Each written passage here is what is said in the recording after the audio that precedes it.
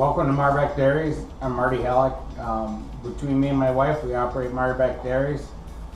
The name came about by taking the first three letters of each name.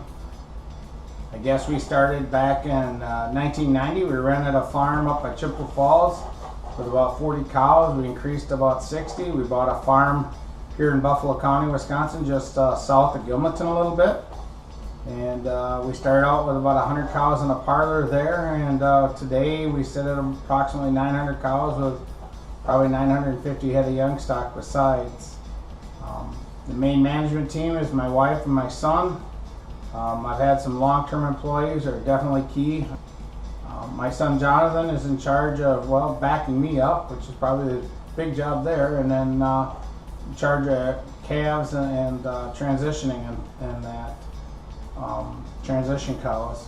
I also have an uncle who's worked here for 12-13 years. He definitely does a lot of stuff with the calves, also transition cows. We like to cross train everybody, but I'd say everybody's been key. I guess that's about it. We welcome you and have a great day. Hello, my name is Jonathan, and I'd like to welcome you to Marbeck Dairy and a day in the life of a calf grower. Here on the farm, I'm part of the team that helps to manage this calf barn behind me. The barn is capable of holding 144 heifer calves. The calves here go on a program where they're on 2 feedings a day at a pound each feeding of 24-18 VitaPlus mix of milk replacer. We have multiple team members. We have 2 calf feeders, 3 of us that help oversee the calves with treatment, their weaning and vaccinations, and dehorning process. In the calf barn itself, we have different groups of calves. So each calf starts in an individual pen. At 6 weeks, panels are pulled and they're commingled into groups of 3. And then from 6 weeks to 8 weeks, they stay in that group of 3 with 1 feeding a day. And at 8 weeks, we wean them. The weaning facility is just across the road, and then we'll clean out the pens, sanitize, and restart. Hi again, welcome to our warm room. This is where we do all the mixing of milk replacer for each feeding, and where we keep all of our supplies handy.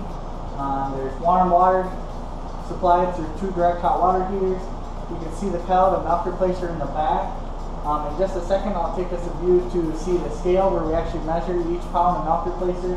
And there's a water meter with a mixing valve so that water is measured as it goes into the tank, and it's at a consistent temperature every time. This is Renee, one of my main feeders. Say hi, Renee. Hello. You can see behind him is a mixing chart and a scale, and Renee is actually going to weigh every pound of mix to go into the batch here for the calves.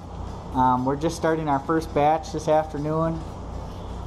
So he'll measure that scale, and then over here you can see is a temperature scale, and I don't know if you can quite make that out, but that's a meter, and that's a running total of the water going into our tank. And so with the mixing chart, he'll put in the correct amount of pounds of milk replacer, and then he'll stop it at the correct amount of water so that everything stays consistent. You can see here is our calf precision bags. We use milk replacer for everybody. There's no whole milk used. And like I said earlier, it's 1 pound of milk replacer for 3 quarts twice a day to every calf. As you guys can kind of see here, Renee is feeding the calves right now, and he's using a nozzle from a tank here with a motor on it, and he's filling a pitcher to measure our 3 quarts so that we're consistent on the feed out and delivery. You can see he pours that right into pails here. We don't start any of the calves on bottles. We start them right on pails, and they tend to do pretty well. Here in a few days, I'll add a second pail to these calves, and we'll start feeding them grain. Usually about day 3, we try to put a handful of grain in front of them so they get started on that. Other than that, you can see we still have on winter jackets right now. Even though today is a beautiful day, it's actually 60 degrees outside right now in February, which is surprising. We still try to keep the jackets on until we get more consistent warm temperatures.